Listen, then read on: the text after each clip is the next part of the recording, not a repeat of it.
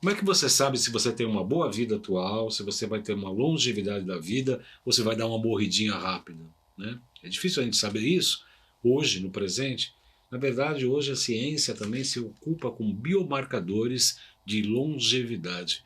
Parecem duas palavras tão malucas, mas que podem ser traduzidas no nosso cotidiano, que a gente vai descobrir hoje. Vamos explorar esse tema no programa Salutos de hoje, onde eu tenho o prazer de receber a doutora Geisa Quental, médica formada pela segunda melhor faculdade do Brasil de medicina.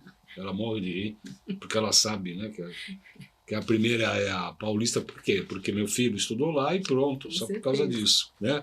Então a segunda é a USP, médica formada pela USP, pediatra, homeopata, atua em clínica médica, psicanalista e duplamente colega, né, terapeuta neural e acupunturista, assim como eu. Além disso, também prescreve a cannabis medicinal, que deu um problema até hoje ainda, ficam enchendo a paciência do pessoal da cannabis. Então nós vamos falar sobre os biomarcadores da longevidade nos saludes, que começa agora.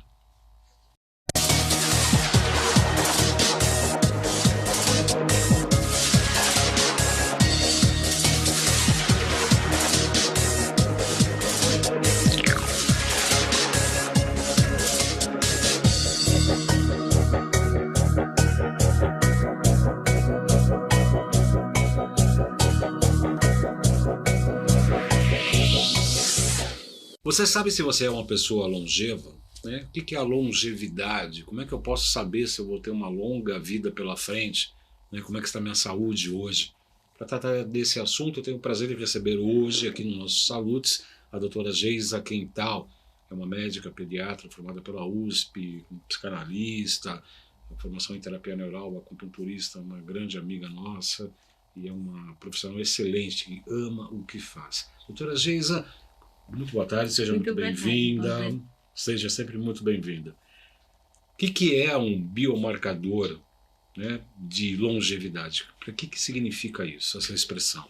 Então, essa discussão se iniciou a partir do Prêmio Nobel de 2009, que foi quando a equipe da Elizabeth Blackburn, nos Estados Unidos, descobre uma enzima na pontinha do cromossomo, chamada telomerase, ligada à extensão do telômero.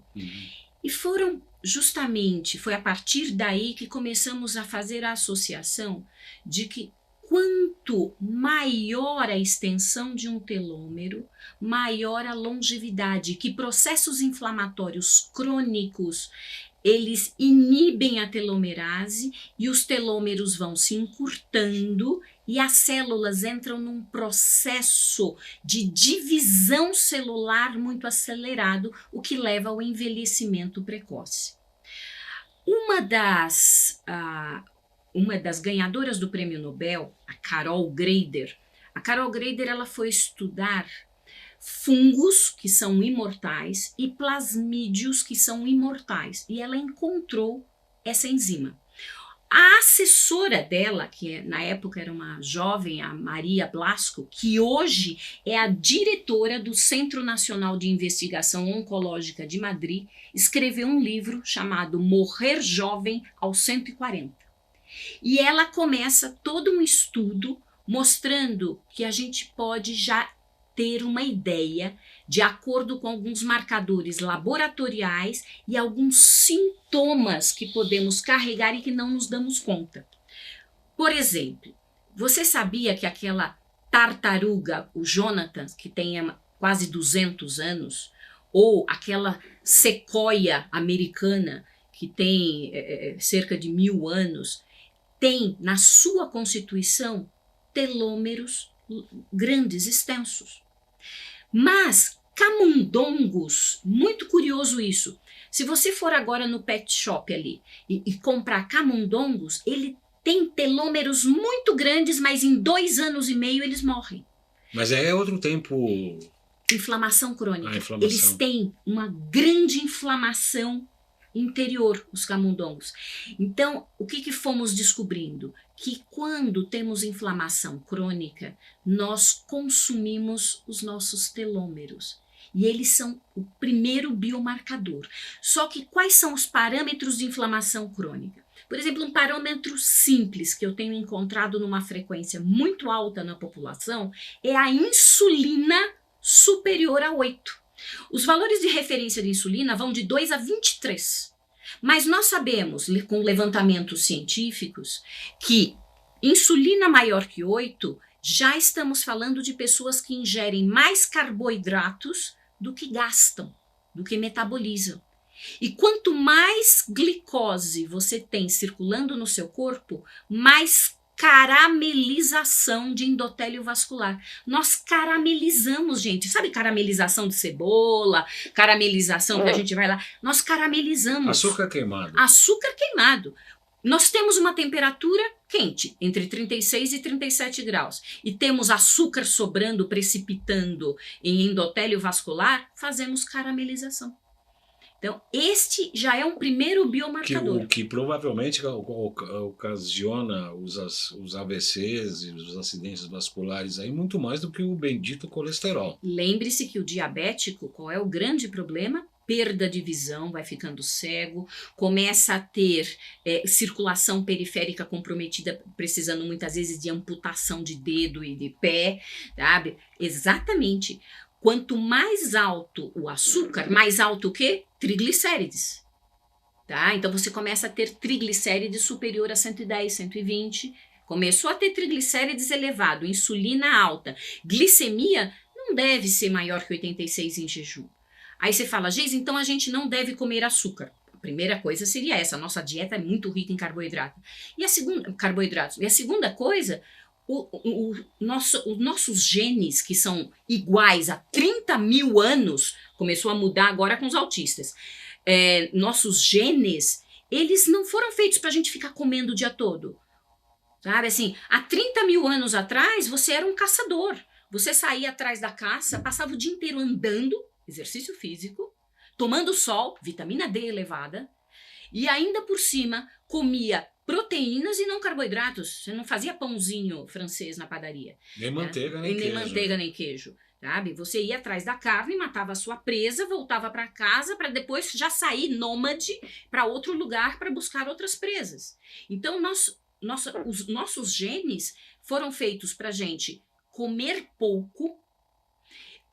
Uma outra coisa que nós temos percebido cada vez mais, que se você pula uma refeição, o tal do jejum intermitente, você controla muito bem a sua insulina.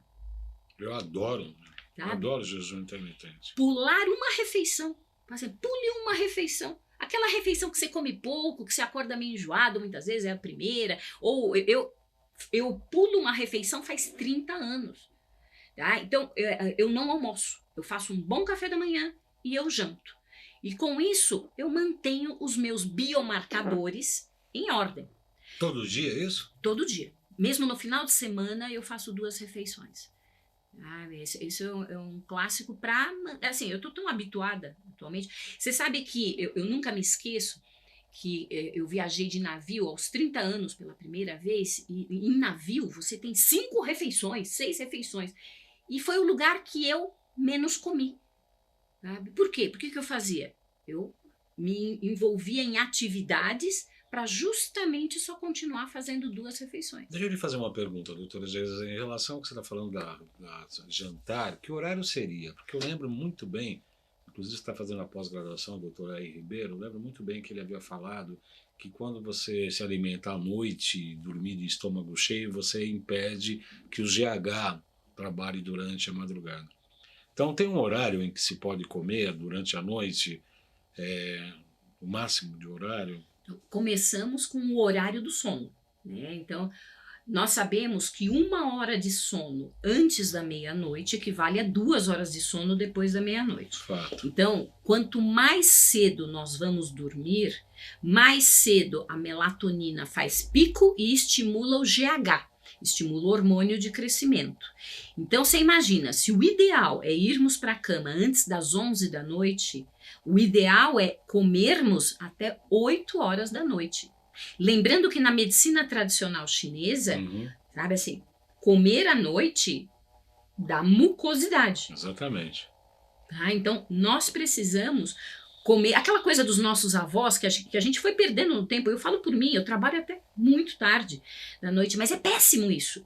É péssimo irmos dormir tarde, sabe? Isso envelhece. Tá? Isso é um marcador de envelhecimento, irmos dormir 1 da manhã, sabe? É péssimo comermos na madrugada. Nosso corpo não foi feito para comer de madrugada. Nosso corpo foi feito para dormir. Né? Então, o quanto esse desrespeito é algo que vai fazendo com que haja um envelhecimento precoce com inflamações, inclusive advindas disso.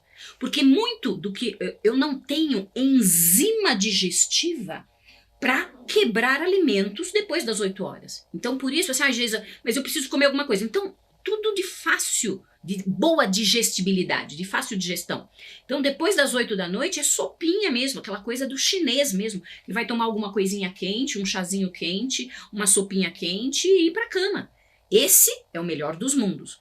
Mas o que a gente acaba fazendo? A gente fica olhando para o celular, que tem luz azul, olhando para a luz. Eu brinco que a primeira coisa, quando você for à noite escovar os dentes e passar o seu fio dental, não olhe para a luz à noite, porque a luz é azul do banheiro. É uma luz que já vai fazer a diminuição da melatonina. Tá? E subir o quê? O que é que estimula a luz azul? Cortisol. Cortisol, né? E o que nós estamos vivendo? Uma epidemia de pessoas que não dormem, que é outro biomarcador de envelhecimento precoce. As pessoas ou têm dificuldade para começar o sono, essa pessoa que se queixa de dificuldade para começar o sono é a pessoa que trabalhou até muito tarde, ela está com cortisol elevado, ou foi para academia e ficou malhando, fazendo exercício aeróbico, subiu o cortisol. O bom é fazer mais cedo o exercício físico. Ou a pessoa que comeu muito tarde, ou ficou ali mesmo na luz ultravioleta sem permitir que a sua melatonina suba. Por isso que nós temos até aqueles óculos de bloqueio de luz ultravioleta para você usar a partir das 8 da noite, para que a sua melatonina possa subir independente de você estar olhando o seu celular, o seu computador, a sua luz, quando você passa o seu fio dental. Você sabe que depois que eu comecei a estudar higiene do sono, eu comecei a apagar a luz do banheiro. Quando eu vou escovar o dente à noite, eu fico para que não diminua a minha melatonina. Então, o quanto nós precisamos prestar atenção em algumas coisas. Um outro biomarcador, e eu recomendo isso para todo mundo, meça a sua temperatura axilar ainda na cama pela manhã. De 3 a 5 manhãs consecutivas.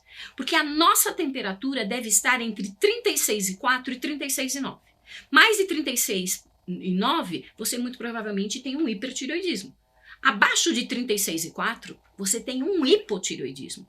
E nós estamos vivendo uma endemia de processos inflamatórios em tireoide. Por causa do cloro da água, do flúor da pasta de dente e do flúor da água, do alumínio presente, mas o cloro e o flúor, eles bloqueiam receptores. Eles são disruptores endócrinos de tireoide. Outra coisa, vírus Epstein-Barr. O vírus Epstein-Barr, que está muito ligado à infecção de garganta, é o da mononucleose infecciosa, é o vírus do beijo, ele adora ficar inflamando o tireoide. É muito frequente encontrar vírus Epstein-Barr sendo responsável por nódulos tireoidianos. Bexiga e próstata, vírus, citomegalovírus. Tá? Epstein-Barr vírus adora mamas. Nódulo mamário, vai investigar. Veja se não tem Epstein-Barr vírus. No último congresso internacional, eu apresentei o caso de uma paciente de 42 anos que numa colonoscopia apareceram mais de 30 pólipos. Ela foi fazer a colonoscopia por causa de uma constipação crônica. E 3 coloproctos falaram para ela que o ideal, 42 anos, seria tirar o intestino grosso inteiro. E aí ela me procurou. Com a colonoscopia, seus 30 pólipos, começamos a fazer os testes. O que havia no intestino grosso dela? HPV. E aí eu fui levantar literatura. Papiloma vírus humano não dá só câncer em colo de útero. É o grande responsável por polipose intestinal, sabe? É grande responsável por câncer coloretal. O que começamos a fazer? Com homeopatia, Baldan. Demos a onda inversa em CH30, com frequenciais também. Tiramos o glúten e o trigo, começamos a... Desapareceram. Quando você fala em frequenciais, a gente trabalha no consultório, inclusive na nossa loja virtual, lá tem o disponível o Potentizer da Nova Ciência, que aliás é patrocinador do nosso programa aqui. Com o Potentizer nós conseguimos... Consegue. Afinal, o Potentizer, ele tem mais de 1.100 frequências para você utilizar e colocar ou no cartão magnético, ou na prata coloidal, ou no seu álcool de cereais, para que você possa oferecer para o teu paciente, desde das ondas inversas, as múltiplas dinamizações homeopáticas, de vírus, bactérias, fungos, protozoários, parasitas. Então, isso é muito importante, e ter esta limpeza também previne que possamos ter, como a doutora Uda Clark já havia dito, problemas de câncer. Pode observar que apesar do número tão grande de quimioterápicos, o câncer ainda está em elevação na sua incidência, por causa dos processos inflamatórios crônicos. Lembrando, inclusive, que na bula do quimioterápico está escrito: quimioterapia pode levar ao câncer. Então, é muito complexo tudo isso. Tem cada vez mais havido estudos com imunoterápicos, tem outras coisas. Mas voltando aos biomarcadores, um grande biomarcador é a vitamina D3. Vitamina D3 menor que 20 é sinal de um sistema imunológico sem proteção. Se você perguntar para mim, Geisa, eu quero uma vacina para o câncer, eu vou dizer para você, mantenha sua vitamina D3 acima de 60, entre 60 e 80, pelo menos. Abaixo de 17, como muitos estudos no Reino Unido foram feitos, os pacientes com Covid complicavam e iam para UTI. Pacientes de UTI no Reino Unido tinham vitamina D em torno de 17 ou abaixo. Vitamina D3 é um marcador. Eu vou pedir licença um minuto para a doutora Geisa para anunciar o nosso primeiro Congresso Internacional da Nova Ciência 2022, que acontece agora aí, no próximo final de semana. Eu acho que é o próximo final de semana, 25 a 27 de novembro. No último final de semana. Mas aqui é que a gente está programando. Tá. E 25 a 27 de novembro, aqui em São Paulo, com várias pessoas aqui que vão participar, inclusive a doutora Geisa, que vai falar no sábado sobre as estratégias biofísicas da ansiedade. Está na programação aí do sábado. Entre outras pessoas que vão falar, tem a Fernanda Ben, Geisa Quintal, Mauro Melo, Jairo Oliveira Filho, o Alexandre Távola, Silvio Mizumoto, Paulo César Schutz e Arturo Obairne. Será em São Paulo, dia entre 25 e 27 de novembro. Os interessados têm que falar com a Gracinha da Laure, eu estarei presente, obviamente, a doutora Geisa também. O telefone é 99141-1207. Você tem o GC aí, Arnaldo, por favor? 11-99141-1207. Falar com a Gracinha da Laure. Lembrando que os patrocinadores desse congresso, que é o Instituto do Bem e a Nova Ciência, são os patrocinadores também do nosso programa aqui. Então eu vou repetir, 99141-1207, o código 11. Nós estamos falando hoje com a doutora Geisa Quintal, falando sobre os biomarcadores da longevidade. Falamos dos telômeros, dos principais problemas que podem encurtar esse telômero, a telomerase, que é a insônia, a inflamação crônica, a alimentação inadequada, a própria vitamina D3 e a inflamação crônica. Como tratar a inflamação crônica? Chega um paciente lá obeso, muito inflamado, etc. Qual o primeiro passo para tratar essa inflamação crônica, doutora Geisa? Primeira coisa chama-se anamnese integrativa. O que é uma anamnese integrativa? Nós vamos abordar desde a história familiar, porque lembrando que o tendão de Aquiles da sua família, ou seja, se eu venho de uma família de câncer coloretal, eu trago essa genética. Se eu tenho na minha família lúpus, eu trago essa genética. Então, história familiar, história pessoal, sabe? Se eu fui abusada sexualmente na infância, a probabilidade de eu viver pelo menos de 10 a 15 anos menos do que a maioria das pessoas que não foi abusada sexualmente é muito grande. Você sabe que por causa de processos emocionais. Então, assim, não dá mais para a gente tratar um paciente olhando para o sintoma. Nós temos que ter essa visão de que uma clínica integrativa não é uma clínica que eu tenho aparelho para desintoxicar de metal. Uma clínica integrativa, o paciente é acolhido no seu emocional, no seu espiritual, no seu energético, no seu físico. Tá? Então, assim, nós sabemos que os gatilhos emocionais são gatilhos. O frentista do posto de gasolina, sim, ele está se inflamando continuamente com aquele solvente. Sim. Mas no dia que a esposa pedir a separação, ele começa com a artrite reumatoide dele, ele começa com o lúpus dele. Então, nós temos que ver história familiar, história pessoal. Nós temos que entender como é a vida daquele indivíduo. Sabe? Olha, eu só trabalho à noite. Meu Deus, esse indivíduo está fadado a adoecer. Então, por quê? Porque não, mesmo indo para a cama às 9 horas da manhã para acordar às 3 da tarde, você não tem qualidade de sono. O seu ritmo circadiano está alterado. Então, você vai ter problemas imunológicos. Então, nós entendermos que quando eu pergunto para o paciente, eu pergunto, faz parte da minha... Você sabe que eu tenho uma parceria com o Dr. Rodrigo Ventsink com relação à boca. Paciente não sai do meu consultório sem que a gente aborde a boca dele.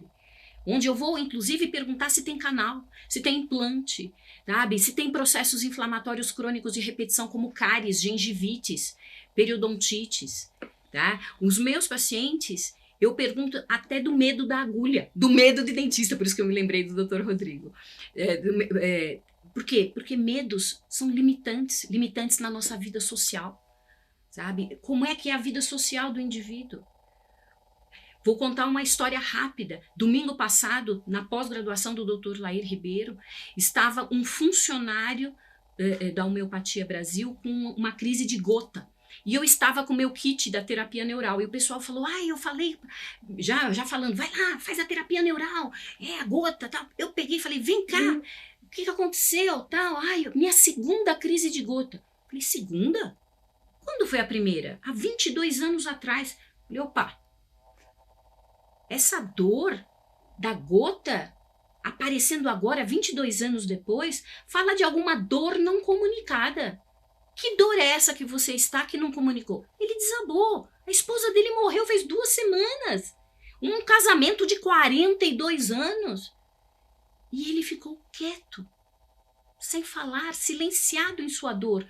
A dor veio para o corpo. Isso é a tal da psicossomática. Ele não tinha como chorar a não ser pela dor do dedão, que lhe permitia, inclusive, parar um pouco. Eu não fiz terapia neural nele. E ele ficou sem dor. Ele chorou muito. Não deixa de ser uma terapia neural, né? Só que sem a bendita procaína. Então, assim, isso é uma clínica integrativa. Sim. Sabe? É podermos acolher o indivíduo. Porque quando nós falamos em sinal, por exemplo, eu vou cumprimentar você, Baldan, e sua mão está fria, aí eu olho para sua sobrancelha, está faltando pelo aqui no terço exterior, então você está com sinais de hipotireoidismo. Mas você pode ter sintomas. Sintomas é cansaço, fadiga, dificuldade para evacuar, pele seca. Então, existem os sinais, existem os sintomas. E tudo isso pode ser uma expressão do seu emocional. Também. Com certeza. Doutora Geisa, temos 3 minutos para terminar nosso programa. Eu fiz um curso com o Dr. Sérgio Felipe sobre telecinesia, que trata especificamente sobre a pineal. E ele falou uma coisa que me chamou muito a atenção.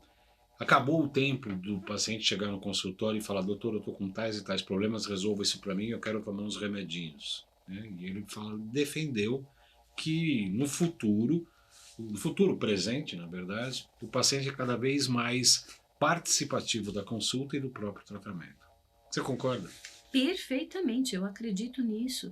Não dá para tratar no esquema plano de saúde, sabe? 15 minutos de consulta, passando anti-inflamatório, antibiótico e corticoide, porque tratar uma pessoa, às vezes uma vida inteira, com corticoide, sabe? Sem ouvi-la uma única vez, tá? Não é uma medicina. Não é medicina. Sabe? O que eu acredito que seja medicina, seja eu ser capaz de olhar para você e entender que você tem o seu jeito de funcionar, diferente do meu. Não é maior, não é melhor, não é inferior nem superior, é só um jeito de funcionar e que você precisa ser acolhido na sua dor, senão você não vai estar na minha frente. E se você está na minha frente, eu sou responsável também por isso, porque eu não acredito em causalidades, não é por acaso. Se você já está na minha frente, é porque de alguma forma estamos unidos. Porque afinal, bioenergeticamente sabemos que somos todos um. Sim. Né?